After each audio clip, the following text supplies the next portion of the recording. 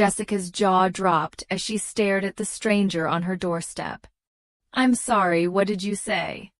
"My great-aunt Amanda left me an inheritance?" The man, dressed in a cheap suit, gave a patronizing smile. "Yes, ma'am. It seems your aunt was quite well off, unbeknownst to most. Funny how the elderly can be full of surprises, isn't it?" Jessica let out an incredulous laugh. "Aunt Amanda? Wealthy? I'm sorry, but you must have the wrong person. That woman lived like a pauper." "Be that as it may," the man replied with a shrug, "your presence is requested at the reading of her will, Friday at 3 p.m. sharp, at McGrady & Sons Law Offices downtown. Don't be late." He tipped his hat and turned to leave. "Wait!" Jessica called after him, but he was already walking briskly to his car. She closed the door slowly, her mind reeling. An inheritance from Aunt Amanda? It didn't make any sense. Jessica sat at her small kitchen table, nursing a cup of coffee as she thought back on her relationship with her great-aunt. Truth be told, they had never been particularly close. Amanda was a mean-spirited, miserly old woman who never had a kind word to say to anyone. But she was family, and Jessica made an effort to visit her regularly over the years, helping with chores, bringing meals, and arranging birthday celebrations. No matter how slyly Amanda behaved, Jessica always kept a patient smile on her face. Her husband, Stephen, on the other hand, had no time for the old battle-axe. He'd only met Amanda a handful of times, once before their wedding and once or twice after, but that was more than enough for him. The way she lived and the snide comments she made about him, he saw no reason to subject himself to her miserable presence. Jessica sighed, wondering if there could be any truth to the lawyer's claims. Had Amanda really been secretly wealthy all this time? She tried to picture what she would do with an inheritance. Maybe she could finally quit her second job waiting tables on the weekends. Maybe she could actually get a decent night's sleep for once. Glancing up at the clock, Jessica swore under her breath. She was going to be late for her shift at the diner if she didn't get a move on. She gulped down the rest of her coffee, grabbed her purse, and headed for the door. She'd have to call Stephen from the bus and let him know about this perplexing development. As luck would have it, Jessica managed to snag a seat on the crowded bus. She pulled out her phone and dialed Stephen's number, hoping he was feeling well enough to chat. "Hey, babe," he answered groggily. "What's up?" "You'll never believe what just happened," Jessica began. "I got a visit from some lawyer claiming Aunt Amanda left me an inheritance." "An inheritance? Can you believe it?" Stephen let out a low whistle. "No kidding. The old bird had some hidden wealth tucked away." "Apparently," Jessica said. "I'm supposed to go to a will reading on Friday afternoon. I don't know what to think." "Well, hey, that's great news," Stephen replied with forced enthusiasm. "Maybe you can finally take some time off work. Lord knows you deserve a break." Jessica smiled sadly. If only it were that simple. "We'll see. How are you feeling today? Any updates from your mom?" Stephen's mother, Emma, worked at Mercy Hospital and had been pulling strings to get him seen by specialists for his chronic health issues. His sensitive constitution made it impossible for him to hold down a job for more than a day or two before conflicts with coworkers landed him in the ER with panic attacks. Jessica had been working herself to the bone to afford his expensive vitamin regimens and herbal supplements. "Oh, same old, Stephen sighed dramatically. "I don't know, hon. Maybe it's time to just accept my lot in life as an invalid. Reproducing would probably be irresponsible anyway, with my weak genes." Jessica bit her tongue, pushing down the ache in her heart at the thought of the baby they had planned to try for this year. "Don't say that," she replied softly. "You're going to get better, I know it. Just keep resting and let your mom work her magic, okay?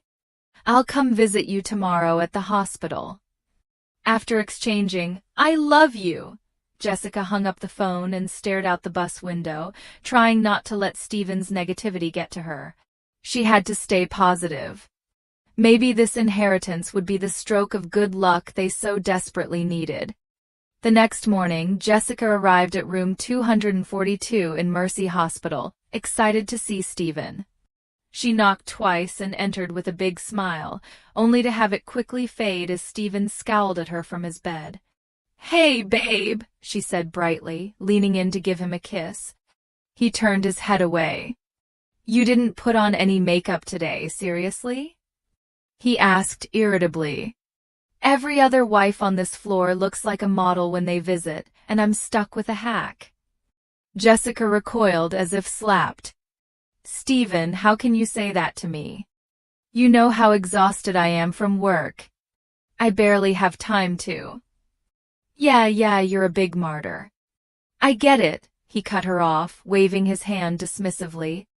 "When's that inheritance money coming in again? Hopefully soon, so you can actually make yourself presentable." Blinking back tears, Jessica turned and fled the room without another word. She stumbled down the hallway, finally collapsing on a bench near the elevators. Was this really what her marriage had come to? As she sat with her head in her hands, she overheard the conversation of two male patients strolling by. "I told my old lady I had to stay here through the weekend for tests," one chuckled to the other.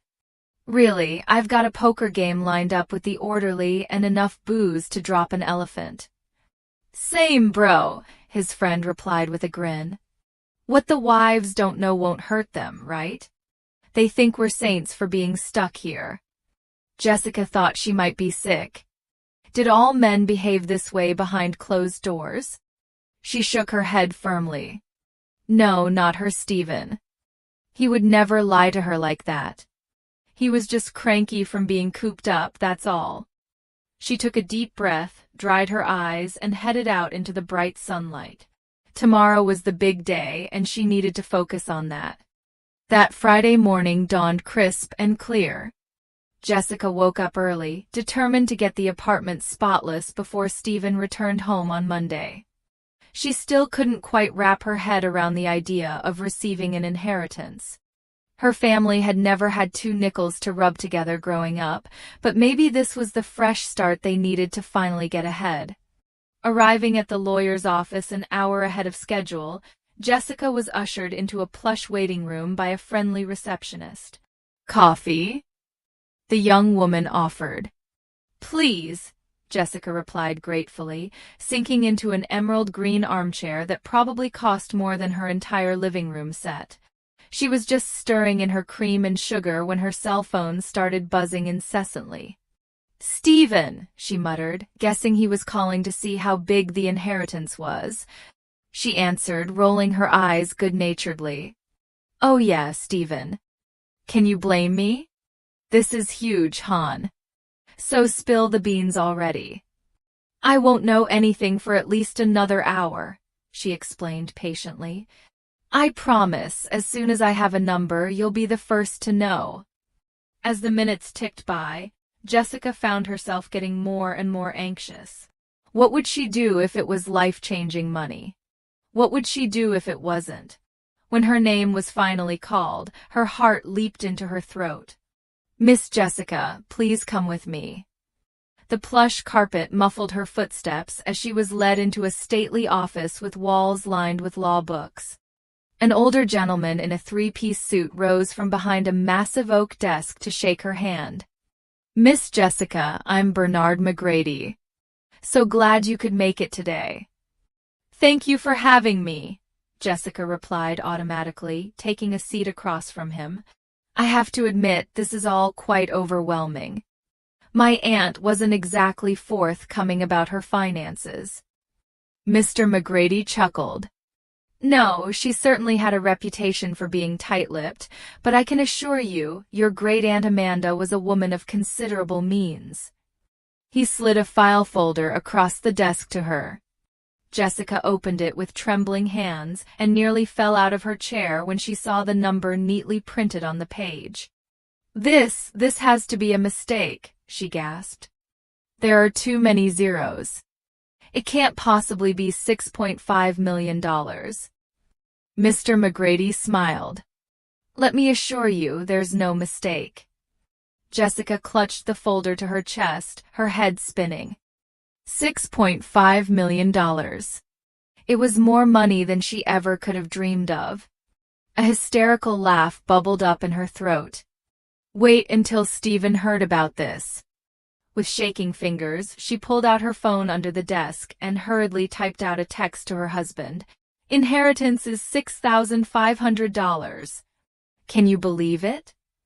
In her excitement, she didn't even realize she left off the last 3 crucial zeros before hitting send. Unable to sit through the rest of the meeting, Jessica made hasty excuses about needing to process the shocking news and fled the office, clutching the legal folder containing her new future. She had to see Stephen right away and share this incredible, life-altering development. He was going to absolutely flip. Bypassing the bus, she hailed a cab and barked out the address to Mercy Hospital, fidgeting the whole way there as the city blocks crawled by. When the car finally pulled up to the main entrance, she threw a wad of bills at the driver, not even bothering to wait for change. She took the stairs 2 at a time up to the 2nd floor, bursting with excitement to reveal their new fortune to the love of her life. As she approached room 242, however, the sound of familiar voices made her pause outside the door. It was Stephen and his mother, Emma, deep in conversation. Jessica knew she shouldn't eavesdrop, but something compelled her to remain still and listen.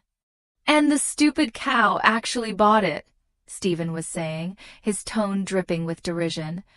Can you believe she thinks I'm actually sick? Like I'd ever waste my time in this hellhole if I didn't have to. Emma laughed. You've got her wrapped around your finger. So naive, that one. I still can't believe you married so far beneath you. Tell me about it, Stephen groaned. But did you hear the best part? Aunt Amanda left some money. Once she gets that transferred over to my account, I'm dropping her like a bad habit. Let her keep playing nurse and housekeeper to some other sap. Jessica felt the blood drain from her face. She blinked rapidly, convinced she must be having some sort of nightmare.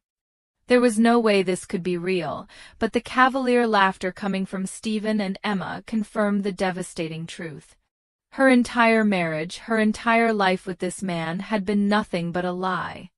Unable to listen to another word, she turned and fled, not even noticing the hot tears streaming down her cheeks. She ran and ran until her lungs burned and her feet ached.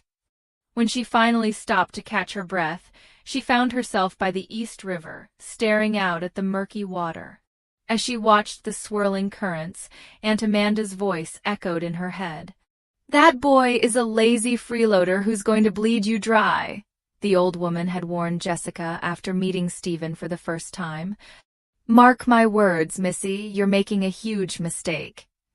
At the time, Jessica had written it off as the ramblings of a bitter old spinster. But now, with her heart shattered into a million pieces, she saw the truth of it with stunning clarity. Aunt Amanda had been right all along, and by some miracle she had ensured Jessica would have the means to break free before it was too late. Squaring her shoulders, Jessica turned her back on the river and strolled purposefully down the sidewalk. She had calls to make and divorce papers to file. As for Stephen, he would be in for the shock of his life when he came home on Monday to an empty apartment.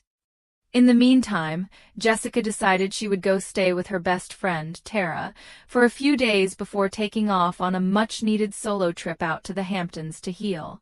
For the first time in years, as the warm June sun beat down on her face, Jessica felt a flicker of hope. Maybe, just maybe, her life wasn't ruined after all. Maybe this was just the start of an incredible new chapter. She couldn't wait to find out. 3 days later, Stephen hobbled to the door of their apartment, prescription pain meds in hand. "Honey, I'm home," he called out mockingly. "Where's my inheritance check?" Silence greeted him. Frowning, he looked around in confusion, noticing the bare walls and empty shelves for the first time. A single sheet of paper lay on the kitchen counter. "Dear Stephen," it began in Jessica's familiar loopy scroll. "By the time you read this, I'll be long gone. And in case you haven't figured it out yet, I know everything. I know you've been faking being sick to avoid working. I know you and your mother have been laughing at me behind my back. And I know you were planning to take my money and run. Well, the joke's on you because that inheritance wasn't $65,000, it was $6.5 million. And every penny of it is mine. I've already filed for divorce. You have 30 days to collect your things and get out of my apartment. Have a nice life. Jessica." Stephen let out a strangled yell of shock and rage as the letter fluttered to the floor.